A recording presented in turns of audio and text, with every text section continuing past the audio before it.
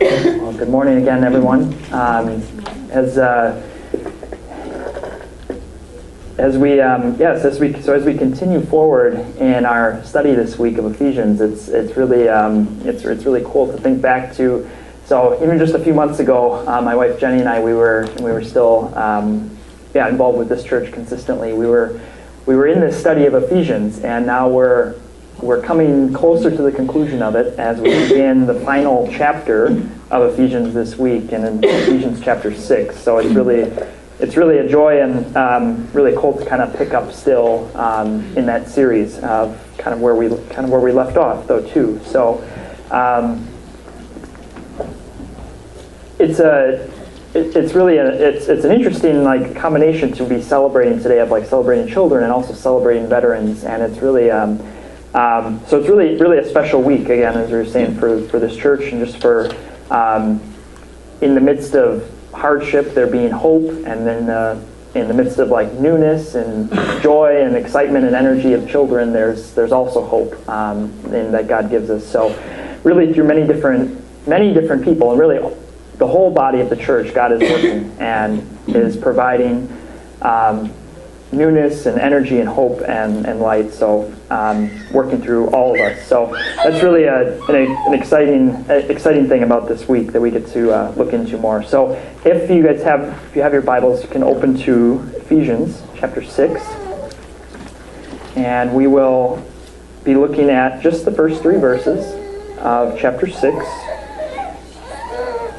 and kind of what we'll be looking at today is we'll be looking at these first 3 verses, and then also a few examples as well in the Gospel of Matthew, actually, that really tie into that very well too. So we'll be looking at Ephesians, and then also a few examples from the Gospel of Matthew that tie into it. So last week, at the end of chapter 5, was talking about marriage, and we continue in really the family dynamics. My wife Jenny she's taking a class right now through her studies at Moody Theological Seminary on marriage and family dynamics. So I feel like maybe she could expound on this topic even more than I can right now. But I think it's not just by random chance that Ephesians here is talking about wives and husbands at the end of chapter 5, and then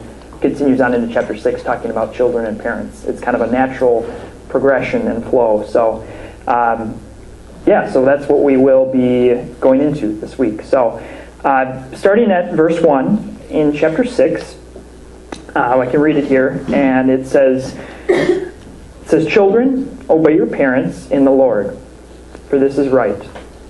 Honor your mother and father, which is the first commandment with a promise, that it may go well with you and that you may enjoy long life on the earth." That it may go well with you and that you may enjoy long life on the earth. So, in those 3 verses, as we try to unpack those, the premise and the concept seems very simple. We could kind of just have that as our main point, and that would kind of be it. There might not be anything else to talk about, but there is still a lot in that, even just to unpack from those 3 verses, with other examples and just scripture from God's Word as well, and principles.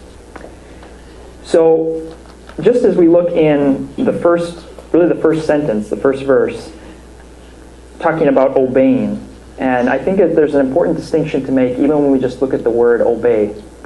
Sometimes we can think of obey or obedience as almost a bit harsh, or a bit I need to be passive and submissive to obey.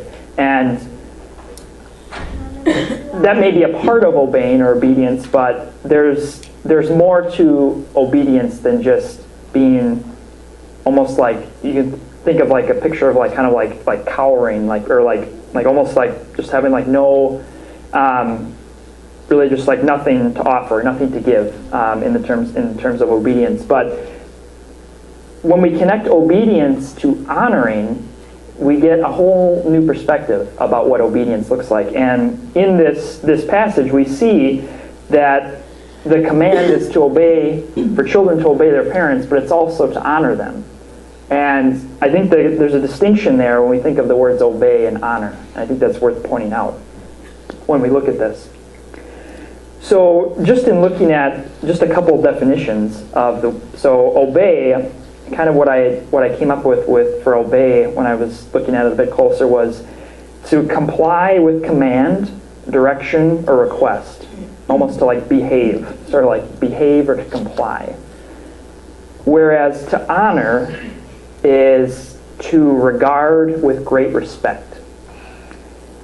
So almost more so to esteem or to admire or to look up to. So we have obey, which is more of like complying with command or direction, whereas honoring we have regarding with great respect or esteem or admiring. And there's a distinction there that I think is important in that when we think about that, we can obey our parents or obey authority, but that doesn't necessarily mean we agree with them or we really like it. You know, have you ever, growing up, did your parents ever tell you, say, oh, you have to apologize to this person for doing something?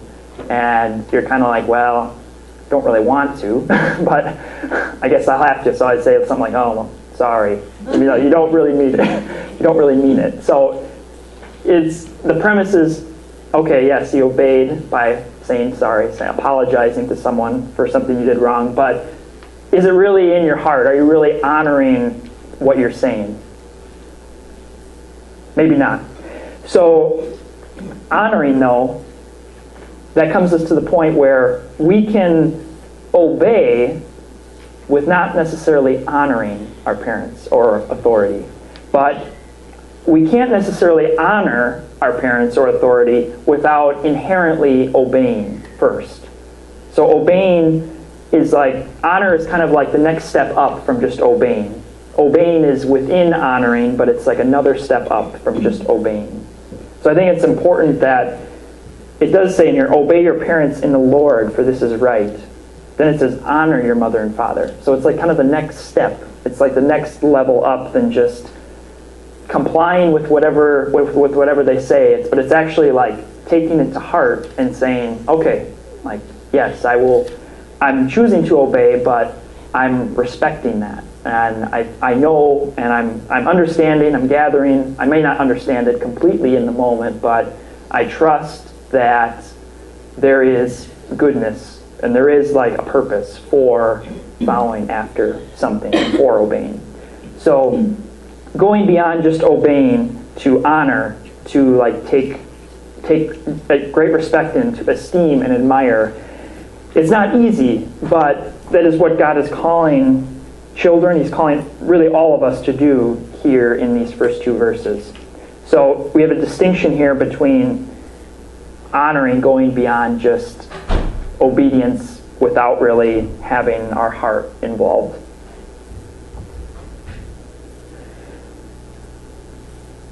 The passage here is really, it's an interesting passage because it's very much, it's directed at children. However, parents here are not off the hook here, as parents also are called to learn from children, and really the whole body of the church is called to learn from children as well. There's the passage in Matthew, which we'll go into next, of having a childlike faith, as Katie mentioned earlier. And there's a purpose behind that, of like, why would someone who you think is mature, why would we be called to have a faith like a childlike faith? And it's an interesting point, but if we really think about kids we've interacted with, children we've interacted with, children are very, very smart, very witty, very oftentimes a very good memory. You can think of a time you've interacted with a child and they've like asked a question or pointed something out, and you're like, oh, wow, like you didn't notice that they were actually like paying attention to that, or thinking through something that maybe it's like, wow, like I wouldn't even have guessed you were thinking about that. But children are meant to teach us as well, even though God has given authority over parents and over those older than us to teach us, we also have something to learn from children. And the example here that we have is, if we go over to Matthew chapter 18, we'll look into just an example of this, of what God is calling us to also learn from children and in humility. So Matthew chapter 18.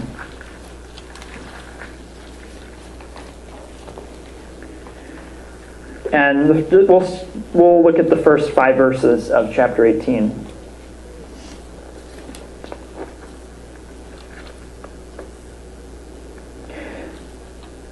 So I'll start at verse 1. It says, "At that time, the disciples came to Jesus and asked, 'Who is the greatest in the kingdom of heaven?' He called a little child and had him stand among them. And he said, 'I tell you the truth, unless you change and become like little children, you will never enter the kingdom of heaven. Therefore, whoever humbles himself like this child is the greatest in the kingdom of heaven. And whoever welcomes a little child like this in my name welcomes me.'"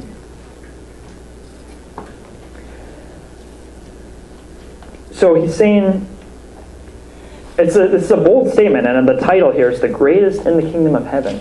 The greatest.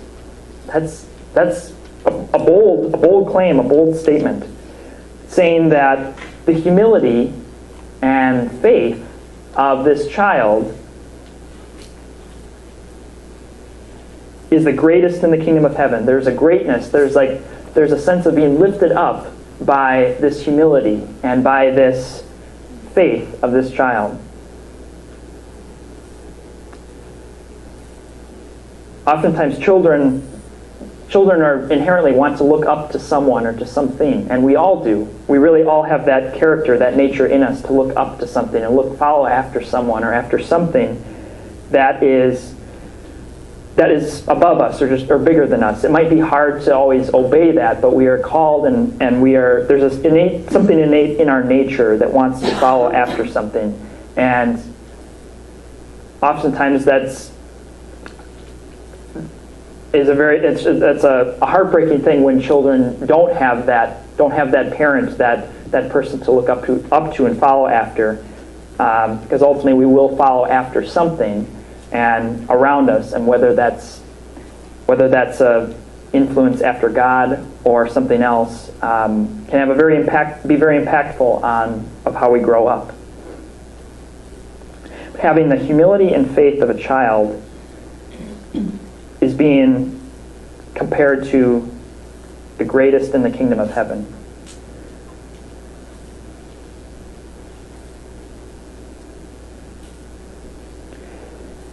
So we have this principle here then that takes us to, we have a principle of authority.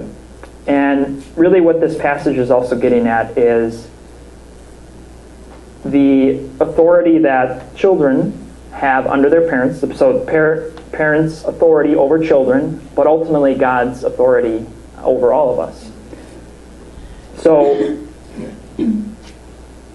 it really opens up the passage to, okay, well, my parents are, like, as I grow older, my parents here on this earth may pass away, but there's still, even after that day, I have an authority, or that God has given me authority, but God is ultimately the authority above all of us.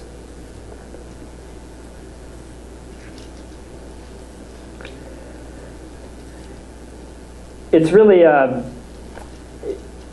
another cool example that we'll get into in the Gospel of Matthew is also how God assigns authority, and really God's opinion, and how God has created authority and what authority looks like. We hear the word authority and that can bring about some negative connotations, but ultimately God has set up a way of authority that is ultimately, again, best for us and best for us to thrive and to grow and for us to find our purpose as well. Still, as we see, if we can go back to if we go back to Matthew, we'll get into this next example of of authority and how that connects to children and how it connects to us. So if we go back to the Gospel of Matthew and we go to Matthew chapter 8, see another example of authority.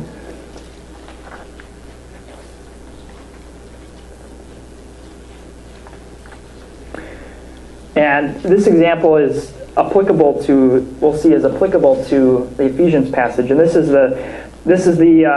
so if we go to Matthew chapter 8 and then verses 5 through 10 is what we'll look at. We'll look at the example of Jesus interacting with a centurion and Jesus recognizing that this man's faith was the greatest he had ever seen. And it's really it's an interesting passage as we see here, that we'll see here that Jesus was actually like amazed and astonished. And you think, wow, like if God in himself, Jesus, was astonished that this was a pretty like important event and was something to take heart in and note the faith of this centurion, as the headline is, or the title of this passage of Matthew 8 is called, The Faith of the Centurion. And I'll start at verse 5. And it says, "When Jesus had entered Capernaum, a centurion came to him, asking for help. 'Lord,' he said, 'my servant lies at home, paralyzed and in terrible suffering.' Jesus said to him, 'I will go and heal him.' The centurion replied, 'Lord, I do not deserve to have you come under my roof, but just say the word, and my servant will be healed. For I myself am a man under authority, with soldiers under me. I tell this one, go, and he goes, and that one, come, and he comes. I say to my servant, do this, and he does it.' When Jesus heard this, he was astonished, and said to those following him, 'I tell you the truth, I have not found anyone in Israel with such great faith.'"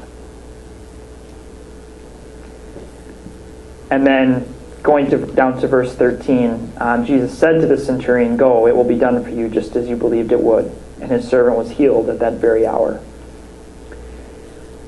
So we have another picture here of faith, and it also coordinates, it goes along with our other example of faith, of a humble, childlike faith, as we saw in Matthew chapter 18. But we see here that Jesus has recognized that this man, this soldier, the centurion, has understood really God's design for authority. And Jesus is astonished by it. And it just brings thoughts to us of us being astonished by it as well.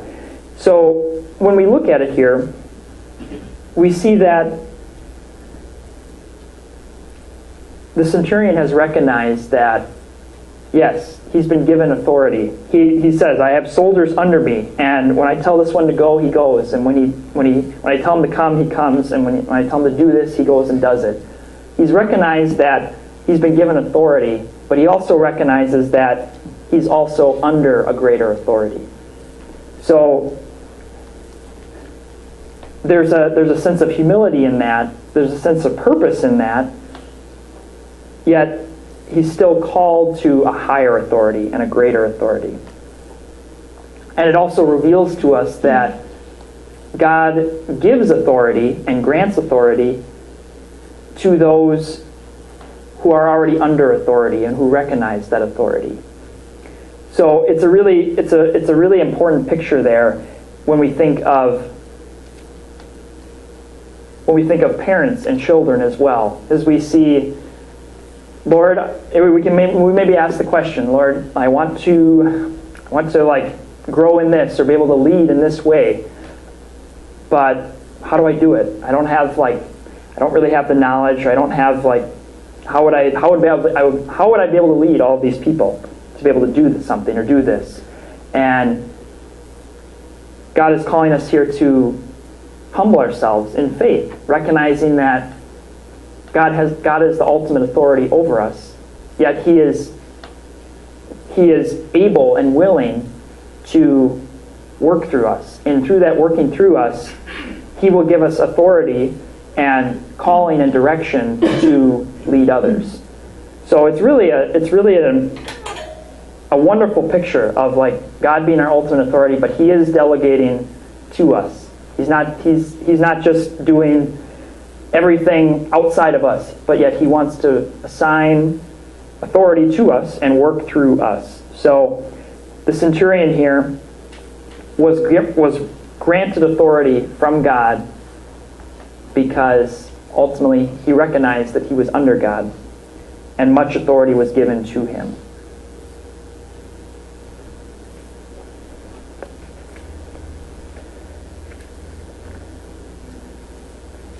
It's a good reminder and a blessing too that we all are under God's authority. Even we could think of people who on this earth we could think, wow, they have a lot of influence, a lot of power, but still we're kind of all in that same boat though. Where even something we think, oh, I don't relate to the president or the CEO of Amazon or Google, some of the big, huge companies, the CEO, they have like, I don't have anything in common with them, or I don't relate to them, but even them are under the authority of, or under an authority. They may have a lot of authority given to them, a lot of influence, yet there is an authority above them, whether they recognize it or not. So, of us being under God's authority, we have purpose and we have meaning when we honor that authority, when we obey the authority. But going beyond just obeying, there's a respect, a sense of esteem and admiring to honor the authority that God has given us. And that it's not a burdensome or hard or toilsome authority, but it's an authority of love, of purpose, of God's compassion still to us, and knowing what is best for us and best for our heart. So we have those two examples of faith and humility under authority. Really, as we consider those principles of obedience, yet honoring authority in our lives, going a step further than just obeying, but honoring, God has given us a wonderful promise that applies not just to children, not just to parents, but it applies to all of us. And it's a piece of good news, like a gospel of encouragement, and it's found in John chapter 1, verse 12. And it says, "Yet to all who received him, to those who believed in his name, he gave the right to become children of God." Yet to all who received him, to those who believed in his name, he gave the right to become children of God. So we have the offering, we have the invitation right there, that by receiving God, by believing in his name, we have that inheritance. We have that sonship, that we have that inheritance into God's family and being a child of God.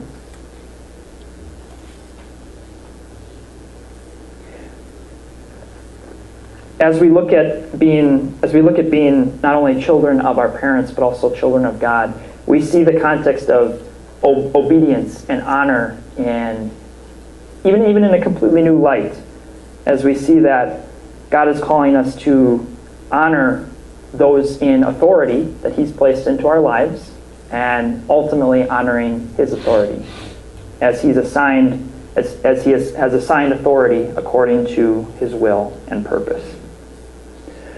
So with that, we can go out in strength and in purpose, that as we recognize and obey and honor God's authority, God will grant us authority to lead and to carry out his purposes.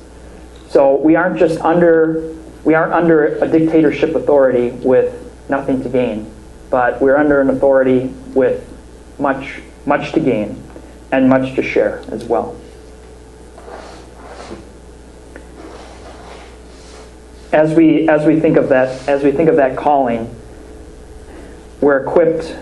We're more than equipped to go out and to share the gospel and to share the good news.